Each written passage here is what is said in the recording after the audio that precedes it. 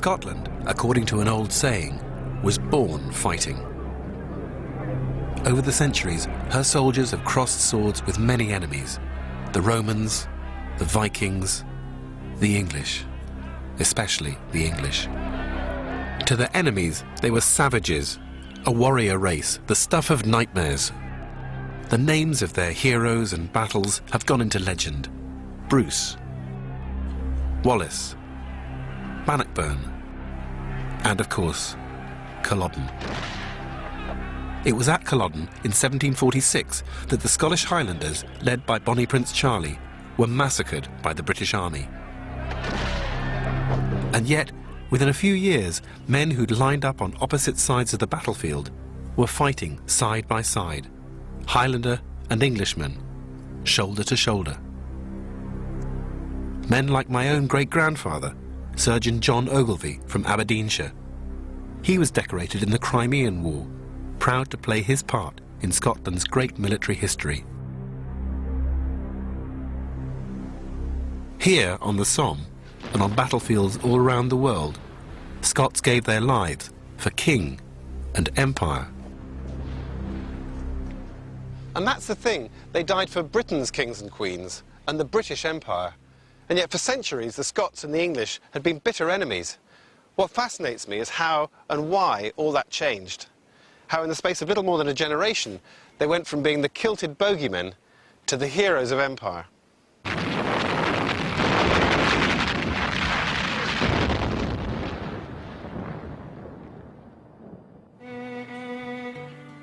This is Culloden Moor, near Inverness.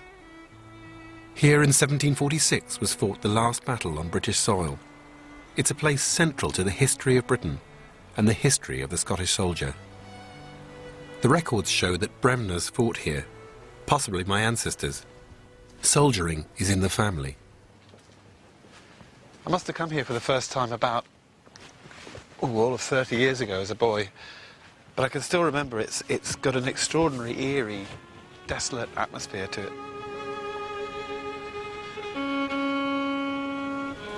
The Act of Union in 1707 had united the parliaments of England and Scotland. As Britain built an empire abroad, it hoped for stability at home.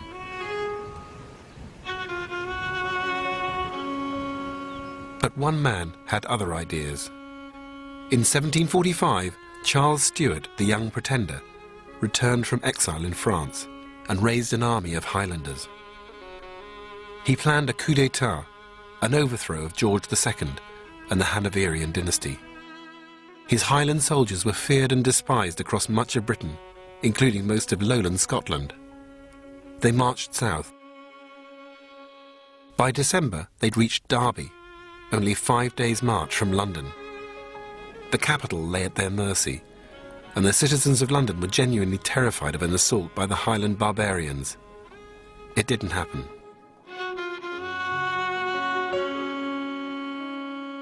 When the promised support from France failed to appear, Bonnie Prince Charlie's generals persuaded him to turn back. After one more victory at Falkirk, they reached the Highlands, where they'd take their last stand.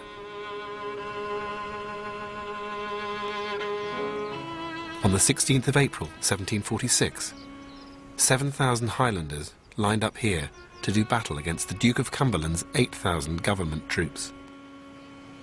4 of Cumberland's regiments were themselves Scottish, loyal to the British Crown. What followed was savage, short, and exceptionally bloody.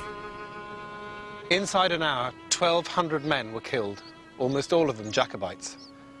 An eyewitness wrote that the moor was covered in blood and the soldiers looked more like butchers than Christian soldiers. Here was the ruin of the Jacobite cause.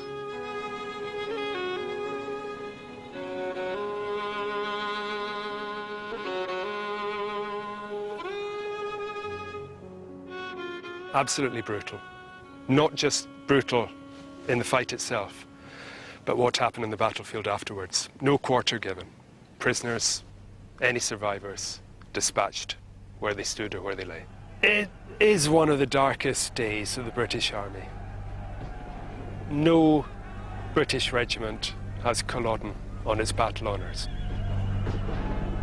What the British Army wanted to do, what the government army wanted to do, was to get rid of the Highlands as soon as possible and go back to where the real action was, and that's in the continent of Europe, fighting French armies. This is a sideshow as far as they were concerned. The best way to do that, of course, was just to brutally repress the Highlands as quickly as possible, make sure that nothing could ever rise against the government army again.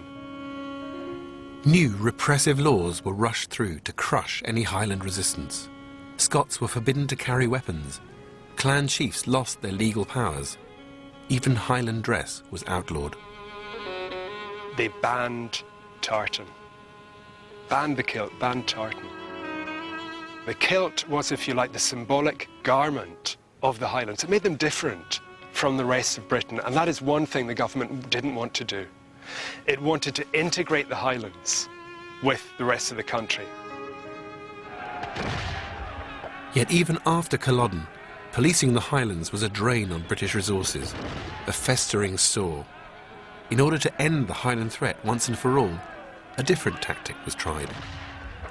Their solution, an extraordinary solution if you think about what was happening in Culloden Moor in 1746, was just 10 years later to start recruiting Highland regiments, many of them made up by people who had faced government troops and fought against them just a few years previously, taking them into the British Army as regiments, sending them across the world to fight for the British Empire against France. It's an amazing turnaround. It's one of the most extraordinary turnarounds, I think, in Scottish history. People thought that France, Bonnie Prince Charlie's great ally, but the government in London's greatest enemy, people up here in the Highlands thought that the French had sold them down the river. Joining the British Army, fighting the French wherever they were across the globe, this is their way of getting their own back. I think a lot of it has got to do with that. Of course, there's another very good reason for fighting with the British Empire, and that is the fact they won. You fight with the winners, you ally yourselves with the winners. They had knocked the stuffing out of the Highlands comprehensively in the aftermath of the Jacobite Rising. Gaels had seen what the government did to people on the losing side. They didn't want to be on the losing side again.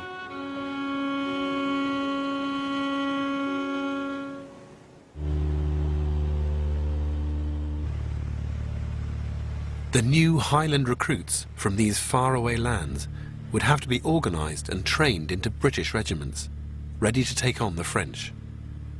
That task would fall to the clan chiefs, many of whom had led the Jacobite forces. This is the island of Coll in the Southern Hebrides, home to a historian whose own military roots go back to those distant days. It was a covenant, if you like, between the government would give commissions to former regiments to a major landowner who could raise men for rank, then he gave him enormous political power to people wanting commissions. He would do it in exchange for their vote. And somebody like the Earl of Breadalbane, who could raise 1,600 men in his own estate, which stretched from one side of Scotland to the other. 1,600 men wasn't enough for the amount of regiments he'd got, so he would go to one of his friends, who he knew in the Highland Society of Scotland, say Alexander MacLean of Coll, who'd been in the Western Fencibles in the previous war, and he'd get him, and he'd produce 100 men. And that was a company. And so as a result of that, he became the major. And he was followed, I'm quite certain that he was followed by people out of loyalty, but they'd always followed him. My father had done the same, so they would want to do it. So in creating the regiments, you had a structure there in already, the clans. Built it into the society. Well, they were private armies, essentially. They had private armies. So to form a regiment, it was a question of putting together these private armies, the laird's household men, yeah, putting them together, amalgamating them, and forming regiments. And going off to